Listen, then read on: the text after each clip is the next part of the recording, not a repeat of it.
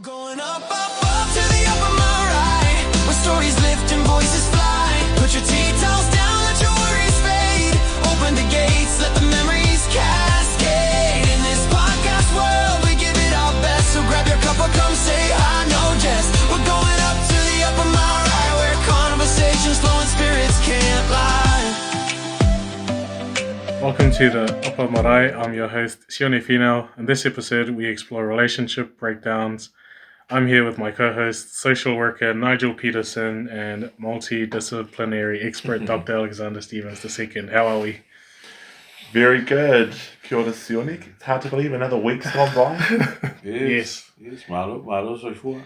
Well, time flies pretty quick since the last time we've seen each other. Indeed. But today's episode, we're talking about relationships. All right.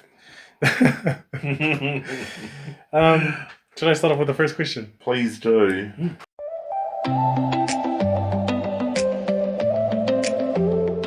Why can the end of a relationship be such a major emotional trigger for men? Yeah. That's the first question, eh? Sheesh. We're apparently going straight in there. Maybe I Sione. should have sent you the questions in advance to prepare. Not even inviting me out on a date or anything. Just go straight in. Sorry, read it again, bro. Why can the end of a relationship be such a major emotional trigger for men? So two things that come to mind straight away. It's it depends on how the relationship ended. So if the relationship ends because you got two people who are they're aware that they're drifting apart, and it was just a matter of time. So that's a lot easier to work through than betrayal. 100%. Yeah, betrayal is the hard part. Because betrayal, from a guy's perspective, right? From a guy's perspective, betrayal is so deep because you build your life around this relationship, right? And so part of a male's thinking is you start to think about the future, building a future with this particular person, hoping that in good faith they're doing the same thing. It's this, probably to use a boxing analogy, it's the punch that you don't see that hurts the most. And that's what a relationship is like when trust has been betrayed and you've got somebody who's no longer acting in good faith. Because, one day you're together, everything's fine, but then suddenly they turn around, they're like, look, I think we need a break. And you're like, wait, what? Like, you're not even aware that there were problems within the relationship. And so I guess those are my two dominant thoughts about when relationships end and the impact on brothers, on our bros, ourselves. Those are just my two dominant thoughts that immediately spring to mind. I guess that's such an interesting response because when you raise the term good faith, Alexander, you told me good faith in terms of like business relationships. And I thought it was so interesting he mentioned it in terms of like a relationship with another person. But but it is it's an interesting it's a one. transaction of two people. Often another person, depending on where the consent comes in. But I'm just going to assume that it's two people. Yeah. And exactly what you said, in this kind of, you do the courting, you fall in love, to me, but there's this kind of unspoken thing about wanting to deepen that relationship and grow goals, whether it's first say buying a house or having children or whatever it is, right? So, when that relationship is over, I guess one of the first things is looking at the idea that you have hopefully been emotionally open with this person. Now you're not. So then that's kind of closed off. So when that relationship ends, it can feel not like losing only a partner, but also your main support, your main emotional support. And it can also disrupt daily routines, living arrangement, future plans, which can create that strong sense of instability and loss. I agree with you, bro. I think you can fall out of love, and there's a different way to process that. But say someone's cheated on you, for example. So that's often what I have to work with for many guys. That's a whole different ball game because it's such a violation of not only trust but the original agreement, which was to try to come between two different people. I guess for the next question is, why do men struggle to talk about the emotional pain of a breakup? I think that many of our tāne kind of grow up with messages that encourage them to... Well, we talked about this in the previous episode last week around that our boys and men, they're often discouraged from talking about their emotions and feelings. I think that's a very New Zealand thing. So as a result, they can struggle to kind of handle problems on their own. And because of us talking about like heartbreak, or emotional pain can feel uncomfortable or even shameful. Yeah. Right? As a result, I think many of our tāne try to cope privately rather than trying to seek support. And I keep going back to what you're saying because it's true. It also depends. If you find out, for example, that someone's cheated on you, that hits or boxes. I don't know much about boxing, but I imagine that knocks you about differently. Then say, hey, look, we've actually just fallen out of love, we're more friends. It has a different kind of feeling. So therefore, if you're going to tell someone, hey, such and such has been cheating with me, then you could just imagine what other people might think. Was it because of her? Was it because of you? Yeah. What happened? Yeah. So, or it could be, other things. We talk about finances. Now, you've just enrolled, you silly fool, because I told you not to a money management course. Oopsie. I told you not to for now. I said do it later, but no, you've decided to have a competition with I think your there mentor. were signs that just led me to it. You know what? I can't argue with signs. No, you just walk away from it. Unless it's signs of abuse, and in that case, That's another thing. But not blooming studying. Anyway, but money is a huge issue. Yeah. That isn't often talked about. And I guess there are these kind of undercover themes that come up like shame, embarrassment, whakama. So, but it really is that silence. And I think that's why our men in particular struggle to talk. Yeah. I agree. With what you said, Doctor. One of the things one of many things is a lot of us guys, we tend to wrap our identity around a relationship, eh?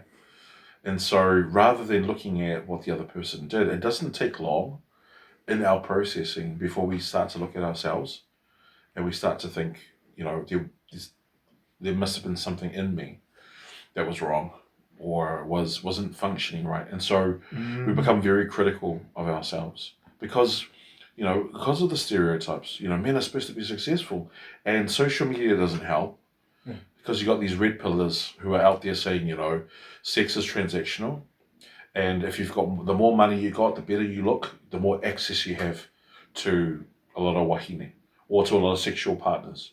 What's red pillars again?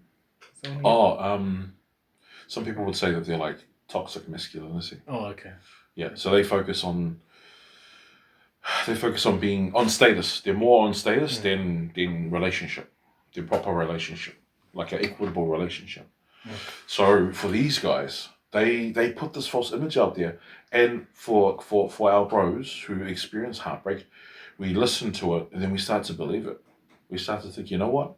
I'm then going to do a series of actions, not to better my health and well-being, but to make sure that this doesn't happen again. The next person that's going to get hurt won't be me. I'm going to break other people's hearts because I want to elevate myself. But then they haven't dealt with what happened. They haven't dealt with the pain, or they haven't dealt with what led to the relationship breaking down. And so it's like this sort of dismissive. It's like, I don't want to deal with that right now. It was horrible. I'm going to reinvent myself. And then I'm going to focus on this new part because I want to be better. I think a lot of our bros, when a relationship does break down, they completely forget that there were two people in that relationship. Yeah. And so they don't look at the behavior that happened, right? They don't look at the person who was doing the cheating, for example. They don't look at what happened. They're like, oh no, this was a me problem. They say things like, I didn't pick up I didn't pick up the red flags, or I wasn't aware that I wasn't being present in the relationship. Yeah, that's all different. But then completely different if a relationship is just sort of starting to fizzle out, and then they agree that, hey, this is not working for me anymore. Yeah, totally, I agree, and then it brings closure. I think that's another key thing with relationships, is that if you can bring closure, the healing process is a lot quicker. But if you've got you don't have any closure, and then you just get ghosted, and then you have no idea what happened, that is quite detrimental to particularly our bros, because they walk away with insecurity, or they walk away thinking some of the narratives they may have listened to when they were young, like not being good enough, or being useless, or being hopeless, or being lazy. They start to believe that stuff. They start to be like, oh, damn, what my mum and dad used to say about me is actually true. Maybe I am destined to be alone, or maybe I am defective. That's horrible. That's a horrible place to be in. Which is why I encourage a lot of our bros, get some healing, get some help, get around people who love you regardless. If you were a millionaire, or if you were dead broke, but they love you anyway, those are the bros or the sisters that you need in your life. Yeah, that's my 2 cents, bro. Not 2 cents, I think it was $1 billion. I'm right there. On to the next question, which was, how can a breakup affect a man's sense of identity? Yeah, I think Nigel's touched a little bit about that. I guess for me, when I used to do couples counselling, and albeit for a very short time. How long?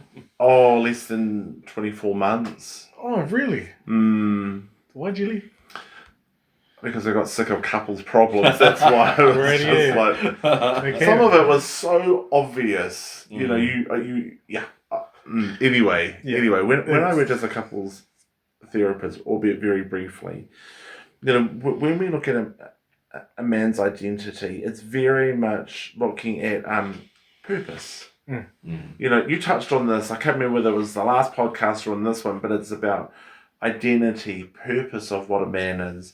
You know, future direction. Men tend to look at be the provider, you know, so the role's almost kind of self-defined. So when a breakup occurs, the opposite can often happen. You know, wasn't I good at providing? Why did this happen? Who am I? Because I thought I was doing this. You know, regardless if they have children or not, it can be incredibly difficult to disconnect. And then with that comes, you know, self-worth. You know, does this breakup then, in fact, you talked about as that critical analysis, in fact, even a super critical analysis. What does that mean as me being a partner, a husband, a provider? And, you know, we talk about tangihangas, or, you know, kind of grief, because you're starting to separate out. Those two worlds are going away. And often, even when it's starting to shift, I think some people try to swim back and try to unite that world. But if it's fractured and people aren't looking at dealing with whatever it was, then it will continue to be fractured, and you can put as much... It's a labouring thing. What is it called? Putty. You can put as much putty as you want to try to smooth over those cracks. But if it doesn't get dealt with, it cracks. And so, and our men often feel like that too. Yeah. I think I kind of alluded to it in the previous response, but definitely the pendulum swings the other way. Yes. It swings the other way. Like, I know a lot of bros that they had walls up going into a relationship. Then those walls came down because the relationship really felt good.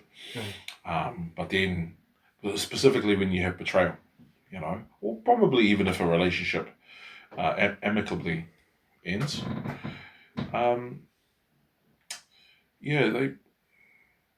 they end up, the walls grow up thicker and stronger. And, you know, for us guys, or for a lot of guys who've experienced trauma, it can go back to a period in time where we felt something as intensely painful. And so we tend to behave that way. And Dr. Alexander will relate to this. This idea of protecting the inner child. And so we end up becoming the adults that we needed when we were kids, and we experienced something really bad. And so when we experience something really bad like that, we can default to how we were as children. But then what we're trying to do, like in therapy and the work that we do, we try to pull people out so they can go back and comfort that broken child, and encourage them that the world is not all that bad and that they're going to be okay. Having support network around to support us as bros when we go through that journey is super important, because I wouldn't recommend somebody going through that healing journey alone without someone to talk to.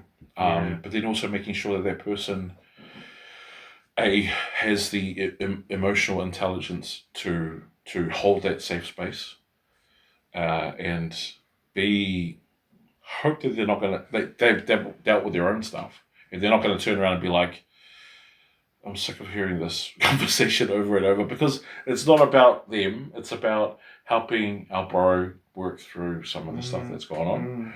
Nothing worse than talking to somebody who's also having a bad day, and they just turn around and say, I'm sick of you talking about this. Can you just get over it already? Yes.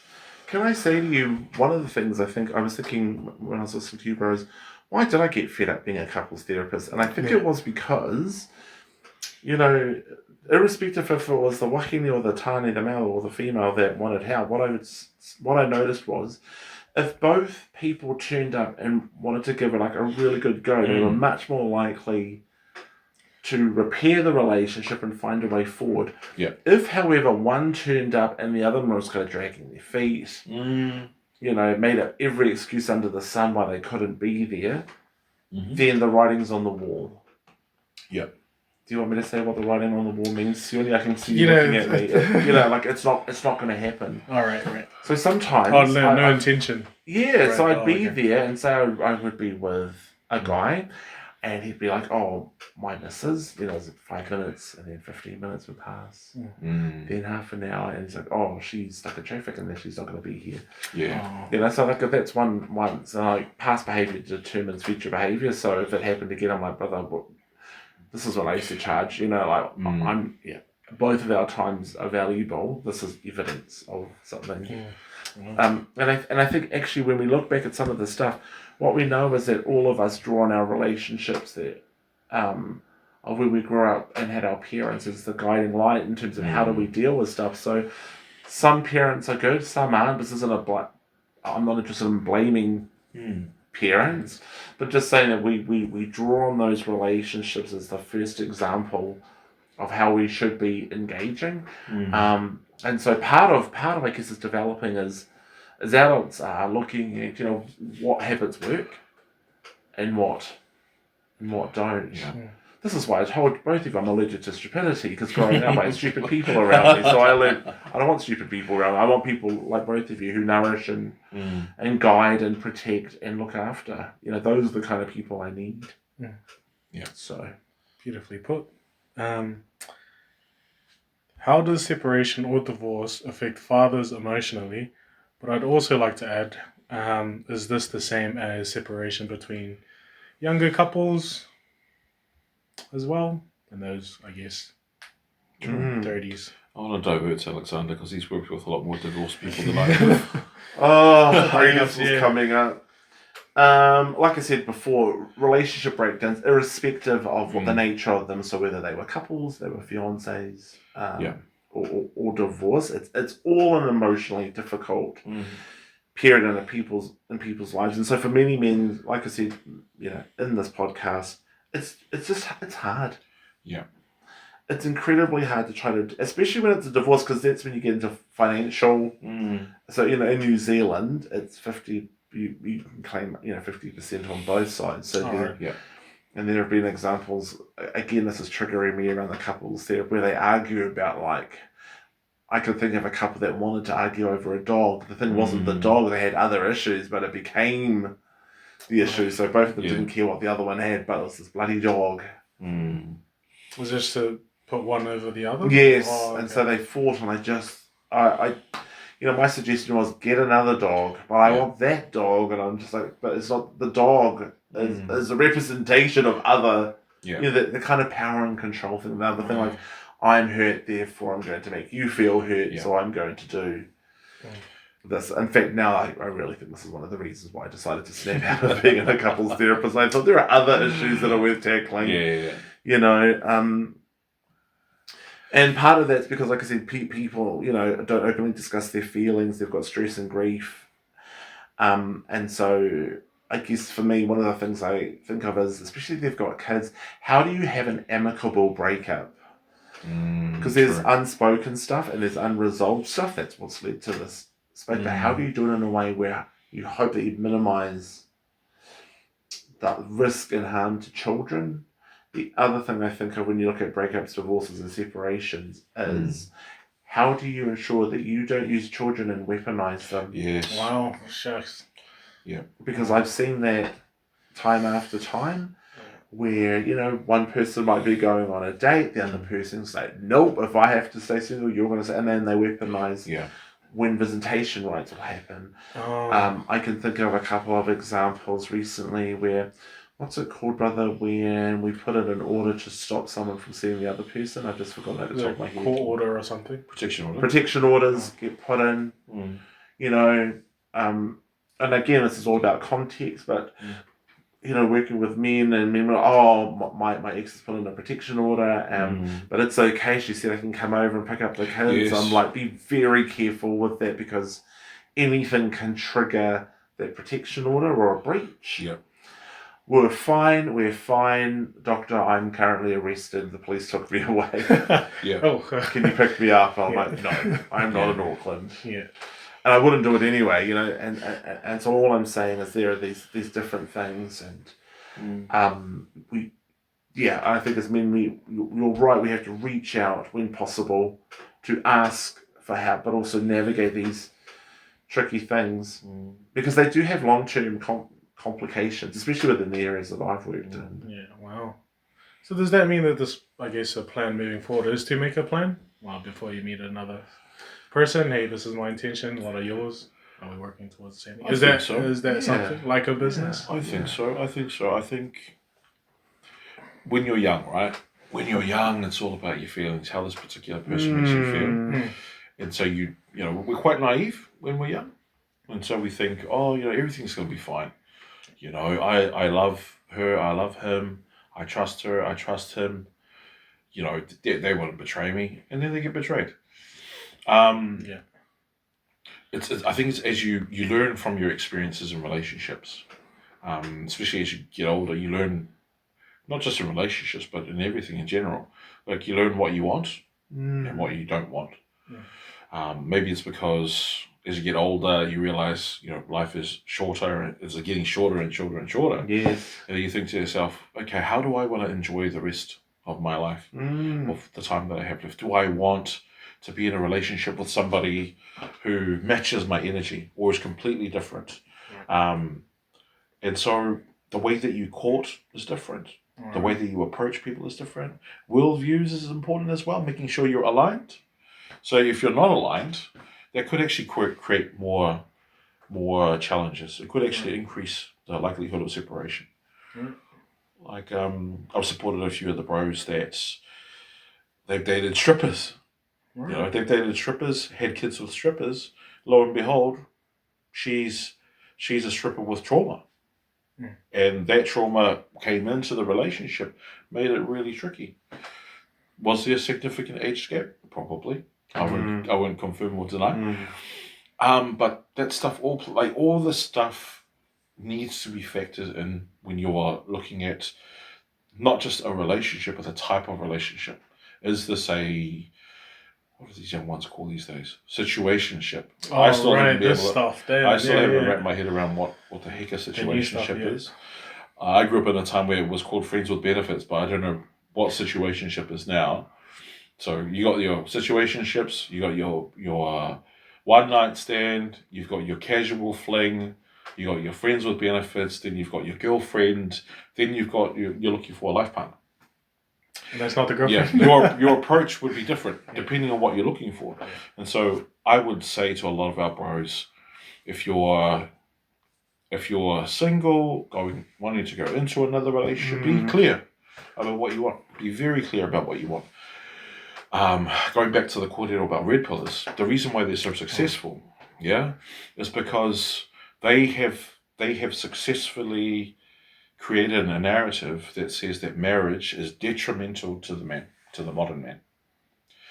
And so they'll say things like, why would you sign up to be in a relationship with somebody who hasn't been there from the beginning to help you build up your status, your position, and your wealth, to lose half of everything that you've got, to lose custody for your kids, to lose the house, to have you then sleeping on the couch or couch surfing to pay off the house that your ex-partner's now moved in with her flavor of the month. So they say, don't get married.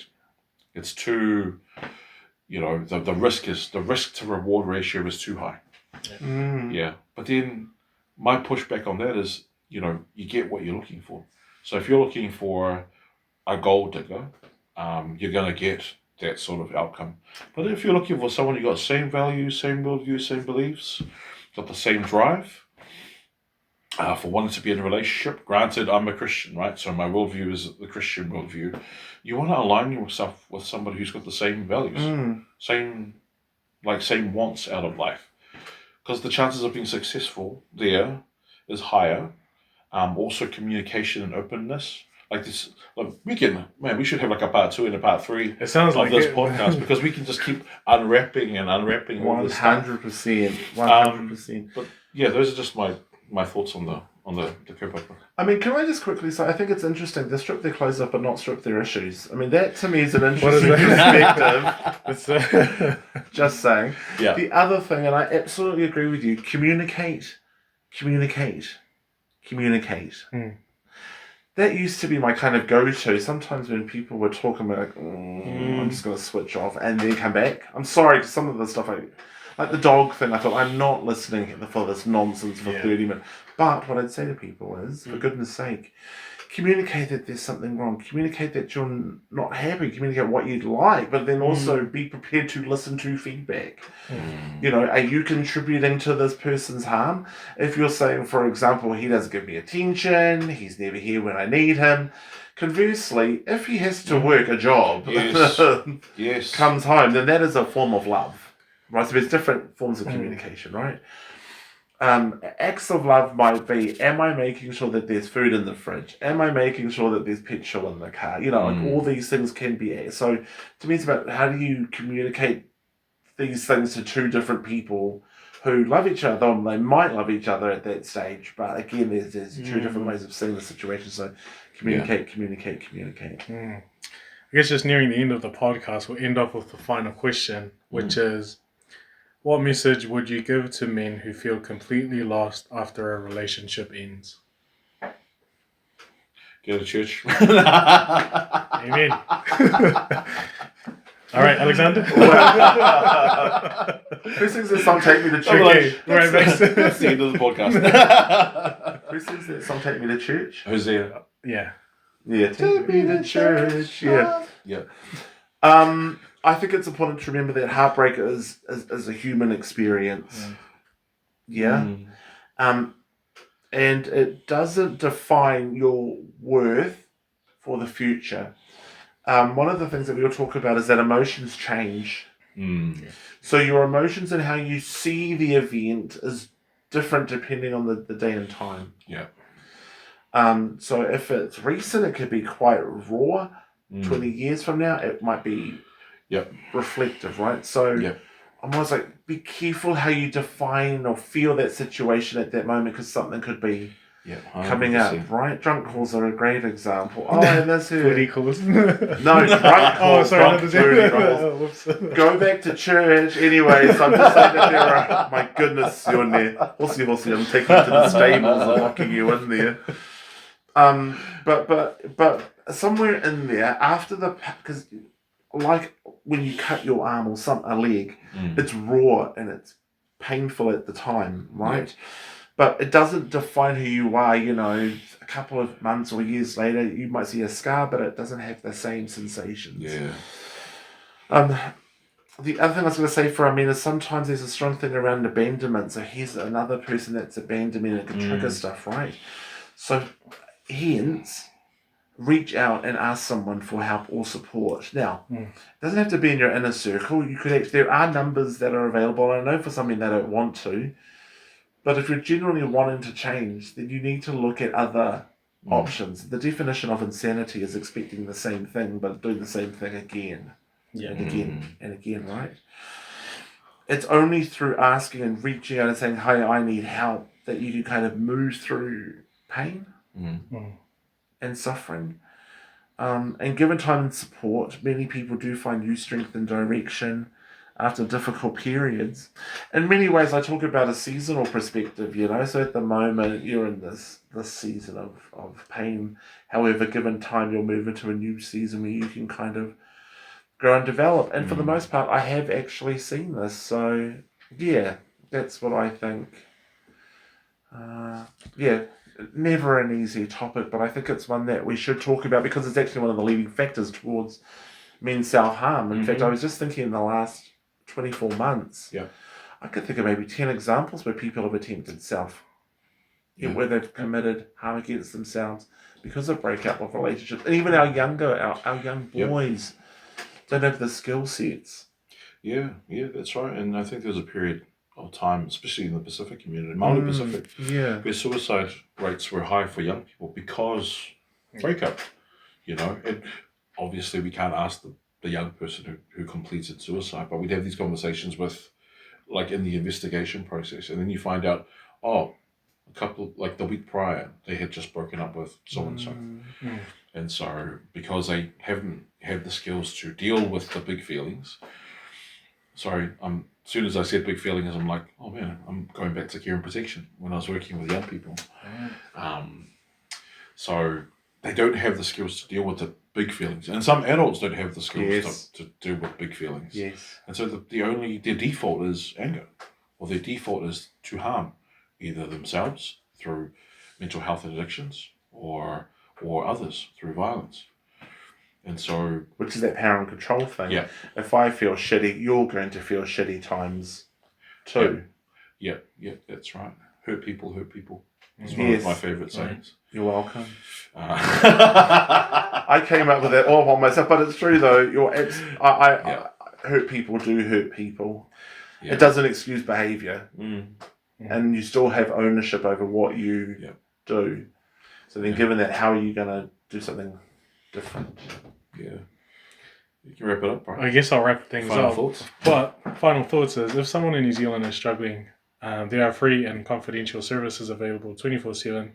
For example, 1737 Need to Talk offers call or text support anytime by dialing or texting 1737.